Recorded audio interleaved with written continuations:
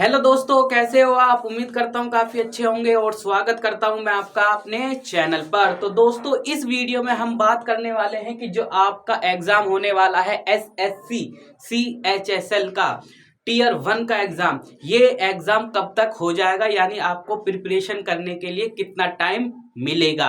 इसके बाद बात करेंगे कि इसका जो रिजल्ट है वो कब आने वाला है। उसके बाद बात करने वाले हैं कि टीयर 2 का जो एग्ज़ाम है उसकी प्रिपरेशन करने के लिए आपको कितना समय मिलेगा।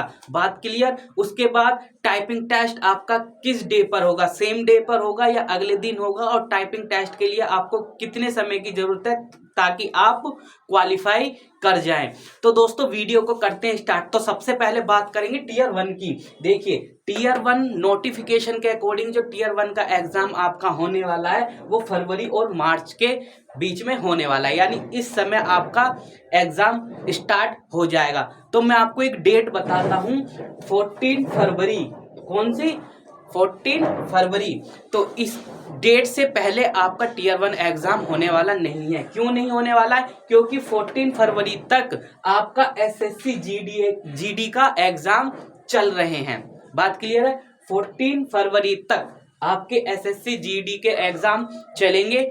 उसके बाद ही आपका सीएचएसएल का एग्जाम स्टार्ट होगा। तो आप मान के चल सकते हैं कि 15 फरवरी से 25 फरवरी के बीच में आपका सीएचएसएल का एग्जाम स्टार्ट हो जाएगा और लगभग ये एग्जाम चलेंगे आपके 20 मार्च तक। 20 मार्च तक ये एग्जाम आपके चलने वाले हैं। टीयर 1 का जो एग्जाम है चलेगा। उसके बाद जो आपका रिजल्ट आएगा, रिजल्ट लगभग 20 से 25 अप्रैल के बीच में आने वाला है। ये नहीं कह रहा हूं कि मैं इसी डेट पे आएगा, तो लगभग आगे पीछे डेटें हो सकती हैं, लेकिन इतना कंफर्म है कि आपका जो टीयर 1 का एग्जाम है वो 14 फरवरी यानी 14 फरवरी से पहले नहीं होने वाला। क्यों? क्योंकि एसएससी जीडी का एग्जाम 14 फरवरी तक चल रहे हैं। तो 15 फरवरी के बाद ही आपका एग्जाम होने वाला है। तो रिजल्ट जो आएगा आपका 20 से 25 के आसपास आने वाला है। 25 अप्रैल, ध्यान दीजिएगा। इसके 2 मंथ, अगर 2 मंथ मान के चलते हैं कि 2 मंथ बाद आपका टीयर 2 का एग्जाम होगा, जो होगा 15 जून के आसपास। मैं ये नहीं कह रहा कि 2 मंथ बाद ही होगा। मिनिमम आप मान के चले कि 1.5 मंथ और मैक्सिमम आप मान के चले 2 मंथ। तो 15 जून के आसपास, तो मैं मैक्सिमम 2 मंथ मान के चल रहा हूं कि रिजल्ट आने के 2 मंथ के बाद आपका टीयर 2 का एग्जाम हो जाएगा। और इसी टीयर 2 में आपकी टाइपिंग टेस्ट होने वाला है। तो टाइपिंग टेस्ट के लिए, और मैं आपसे बात करूं कि टीयर 2 के लिए हमें टाइम कितना मिला।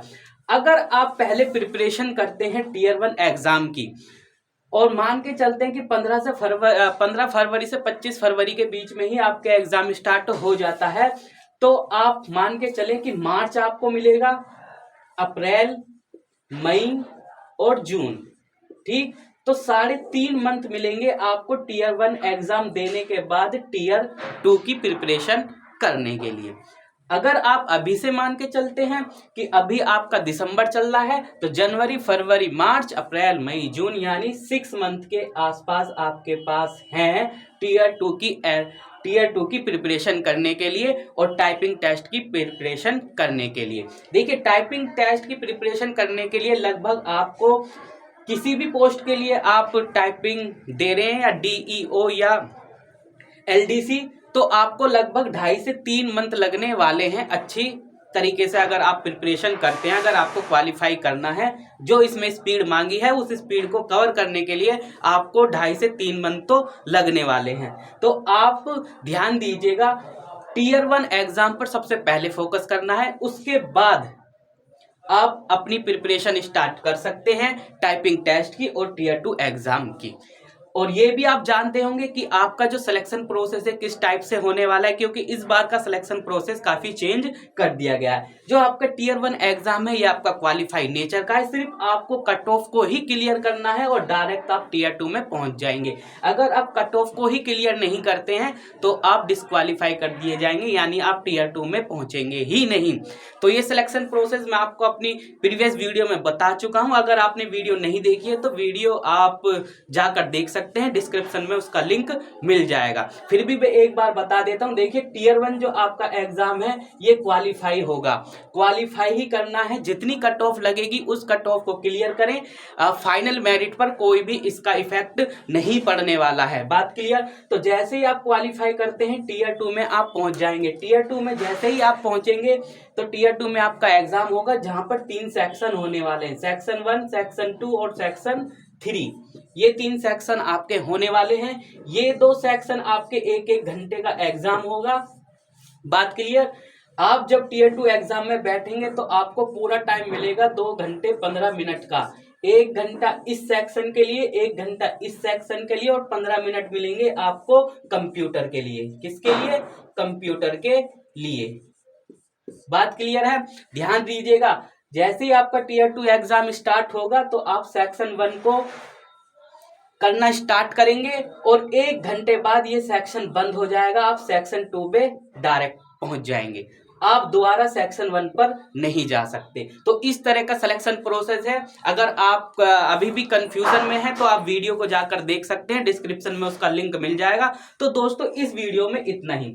तो ध्यान दीजिएगा, सिर्फ आपका जो एग्जाम होगा टीयर 1 वो आपका 15 फरवरी के बाद ही स्टार्ट होने वाला है, उससे पहले नहीं होने वाला। टीयर 2 के लिए आपको कितना टाइम मिलेगा मैं आपको बता चुका हूं। अगर टीयर 1 एग्जाम के बाद आप अपनी प्रिपरेशन कर रहे हैं तो आपको लगभग 3.5 मंथ मिलेगा, और उससे पहले से आप प्रिपरेशन करने यानी दिसंबर से ही आपने स्टार्ट कर दी है तो अगर मैं आपको बताऊं तो आपको ना टीयर 2 के हिसाब से ही अपनी प्रिपरेशन करनी चाहिए। टीयर 1 तो ज्यादा क्वालिफाई हो ही जाएगा, क्वालिफाई करना है, मेरिट पर कोई इफेक्ट नहीं पड़ने वाला, ठीक है। तो ध्यान दीजिएगा, मैंने आपको डिटेल में बताया अपनी प्रीवियस वीडियो में, आप जाकर देख सकते हैं। तो दोस्तों इस वीडियो में इतना ही और मिलते हैं नेक्स्ट वीडियो में।